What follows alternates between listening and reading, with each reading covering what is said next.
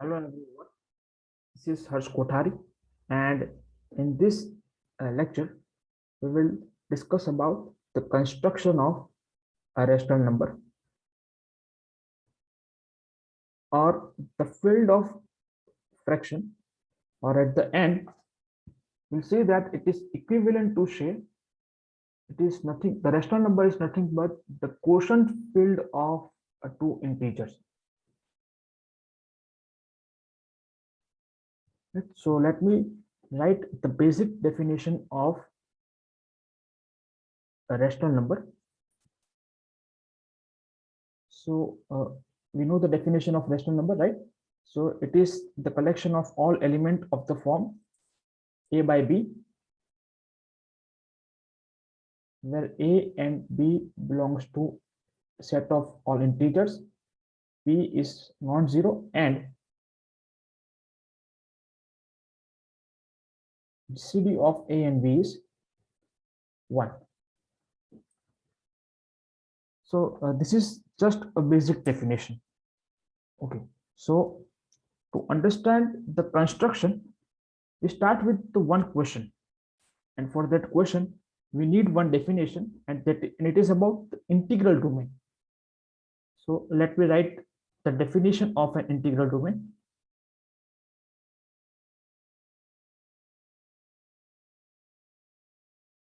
Integral domain. So a commutative ring R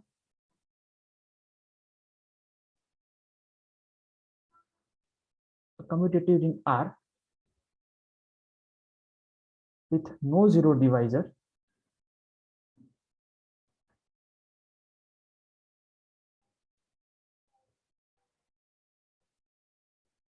is called an integral domain.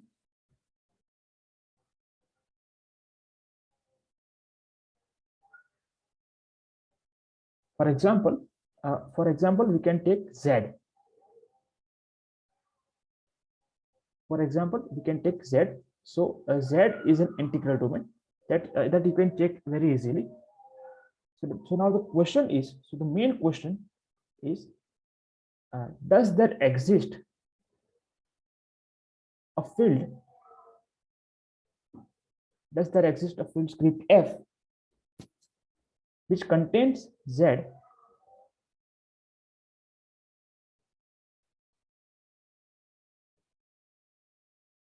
as a subring?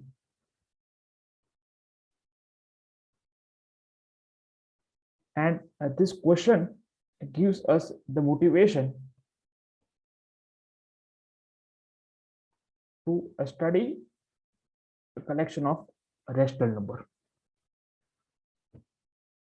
And to answer this question, we need some basic definition, and we'll start with those definition.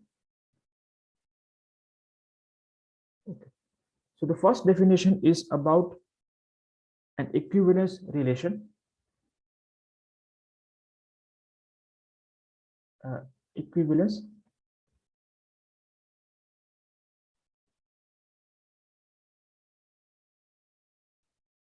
and for that we start with a non-empty set X.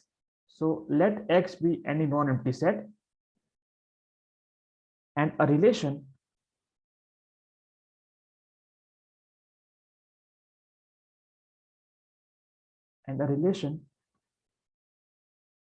on X is said to be an equivalence relation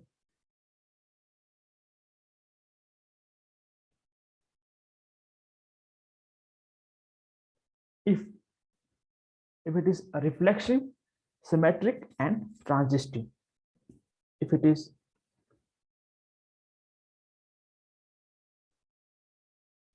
reflexive,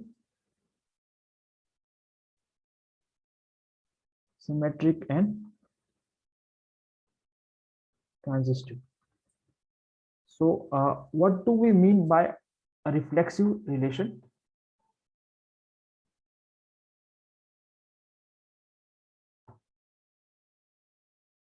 So a relation R, or say this notation. So this notation is said to be a reflexive if every element is related with itself, and this is true for all a in a set, our set X, that is capital X. And we say that a relation is asymmetric, that if A is related to B, that implies B is related to A, and this is true for all element in X. And the last one is a transitive relation.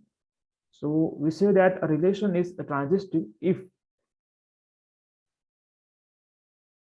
A is related to B, or say A is related to B and B is related to C, that implies A is related to C. And again, this is true for all element in our capital X, that is our space.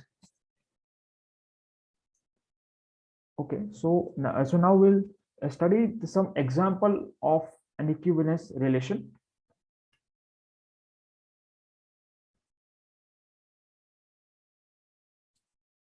For example, we take a congruent modulo relation, that is, we say two element A and B, they are related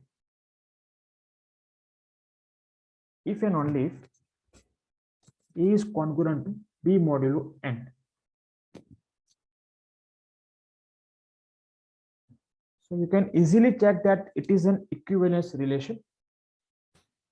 So let me write here that it is this relation is an equivalence relation. And now let me write the second example. This is the first example. This is second example. We say two element X and Y, they are related if and only if X is less than or equal to Y, where X, Y belongs to real number. So you can easily check that it is not an equivalence relation. Here I'm writing ER, and that stands for equivalence relation. And yeah, it is a good exercise, so you should try yourself only. The next definition is about equivalence class. So for equivalence class, obviously we need an equivalence relation. So from equivalence relation, we define what do we mean by an equivalence class.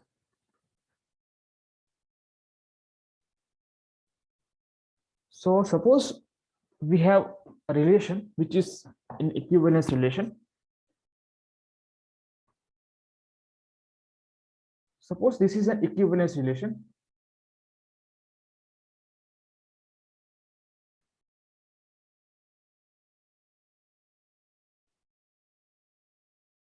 On a set X, and for an element A belongs to capital X, we define a set that is by this symbol, that is collection of all such element in X such that they are related with this element A. So this subset of a capital X, so the subset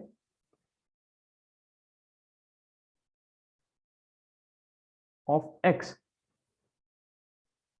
is called the equivalence class.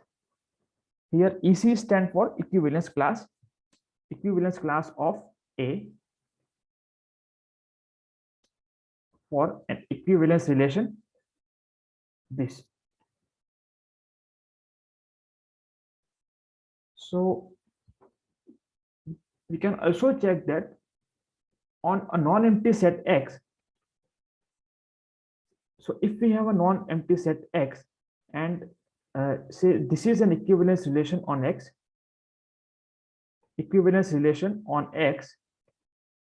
so from this equivalence relation, we have an equivalence class on X. This is equivalence class, and it is very interesting to check that the collection of all equivalence class forms a partition on a set X. That is, the collection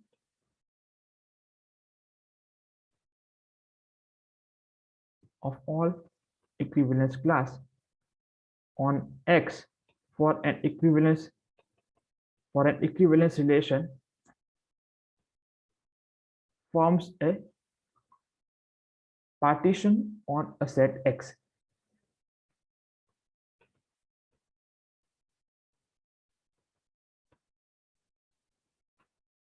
So यहाँ पे एक चीज हम ये define कर सकते हैं कि what about the converse of the statement, and the converse gives us the motivation to study the fundamental theorem on a set theory. And it says that if we have a partition of a set A, so we start with the partition, say A alpha, where alpha is in index set I. So this is a partition of A.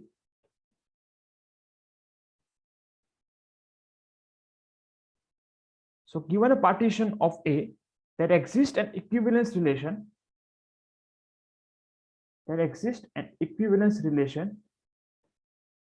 On A which gives the same partition.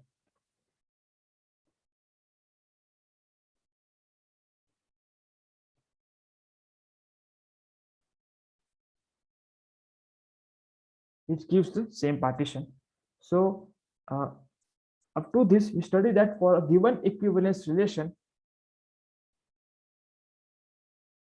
we have an equivalence class and which forms a partition on a given set.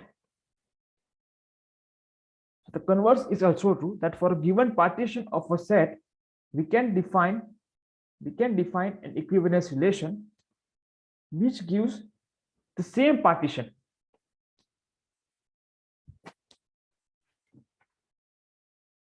So now we need the last definition, and the next definition is about the quotient set.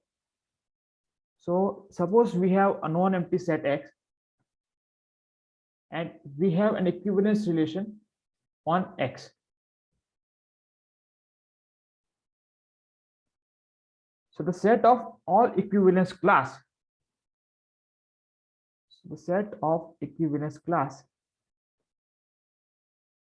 of this equivalence relation is called the quotient set.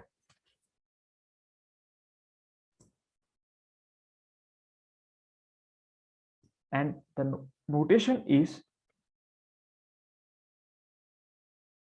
X quotient this equivalence class. So now we are at this stage that we can construct a rational number, and actually it is the answer of that previous question, that for a given integral domain we can define a field, or we can construct a field script f which contains that integral domain as a subring. Yes, so now we have a set X, that is, say, Z cross Z star. So here Z star means simply Z minus singleton 0. Now we define a relation on X by, so we have two elements. So let's say this is the ordered pair PQ. So the element PQ is related to an element RS if and only if PS equal to QR. And it is an exercise. You can take this as an exercise. Show that this relation is an equivalence relation.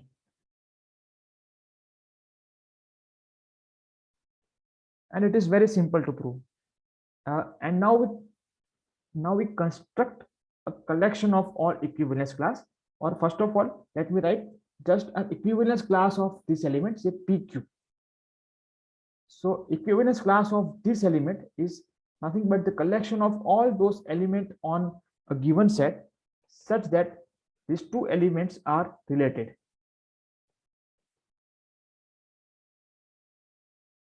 And it is also a simple exercise that you can show that this set is nothing, it is equivalent or it is equal to the set kp comma kq, where k belongs to z star and z star is equal to z minus singleton 0. And the notation is, so if we have an element of the form say p by pq, so we write down this element in the form simple p by q, right? For example, if we have an element of the form 2 by 8, so it is nothing but 2 by 8, and this 2 by 8 can be written as 1 by 4, and 1 by 4 is nothing but this 1 into 2 upon 4 into 2. So here our key is 2. So to prove this, yeah, you can take this as a hint, right? But you should try yourself only. And now we construct another set, and that is our final set. So now we construct a set S. It is what the collection of all such element PQ, where PQ belongs to Z, Q is not equal to 0, and GCD of P and Q is 1. So it is the collection of all equivalence class for an given equivalence relation. So it is a collection of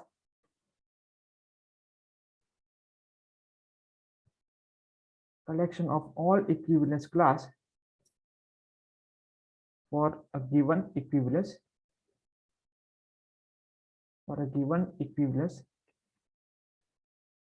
relation on a set Z cross Z star.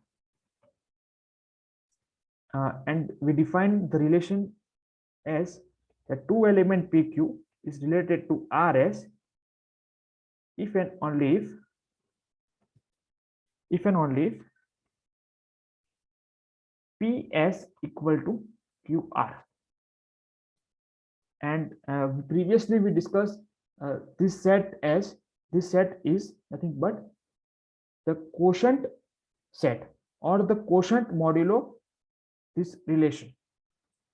So we write S to be Z cross Z minus singleton 0 quotient this equivalence relation, and we denote this set, or we say that this set S is the rational number.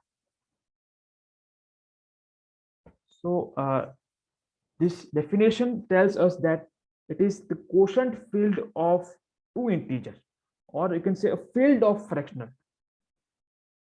So here we notice that for a given integral domain D,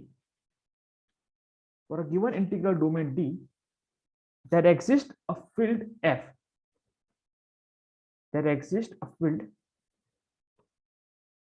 script F such that script F contains a D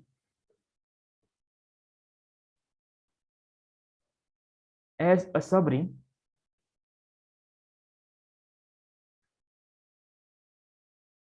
and if there is any field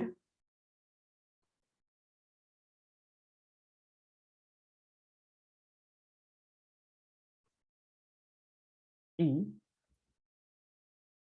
such that D is subset of E as a subring,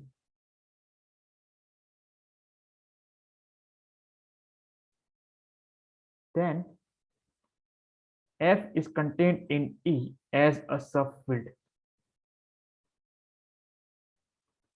Yes, so you can study this topic, right? And but in this lecture, I'm not going to talk about particularly this thing. So the video is only about the construction of a rational number. So via an integral domain Z, we define an equivalence relation on the set, that is Z cross Z minus singleton 0. And from that equivalence relation, we define an we collect all the equivalence classes for that equivalence relation, and then we take the quotient field, and that quotient gives us the set of rational number. Yes, so I hope you enjoyed this lecture. Stay tuned. Thank you.